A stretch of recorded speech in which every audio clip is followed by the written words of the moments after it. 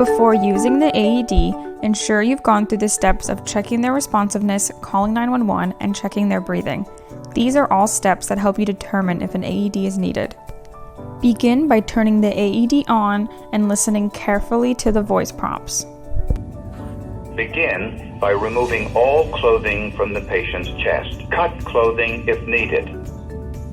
Expose their bare chest by lifting up the shirt yourself or using scissors to cut away the shirt of the casualty.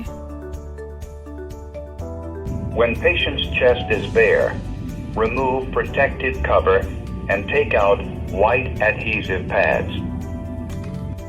Look carefully at the pictures on the white adhesive pads. Peel one pad, place pad exactly as shown in the picture. Press firmly to patient's bare skin.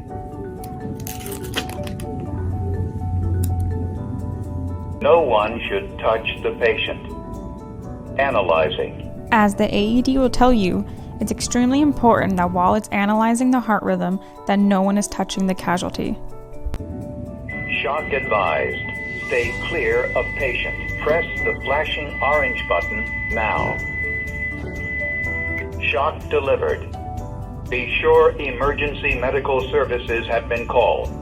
It is safe to touch the patient. Begin CPR.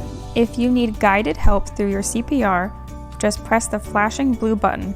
Otherwise, start CPR on your own. Place the heel of one hand in the center of the chest, between the nipples. Place your other hand on top of the first. Push the chest down firmly 2 inches. Keep time with the beat.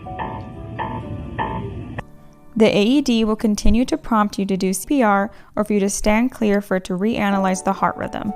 Keep listening to these prompts until emergency officials arrive or until the casualty is responsive.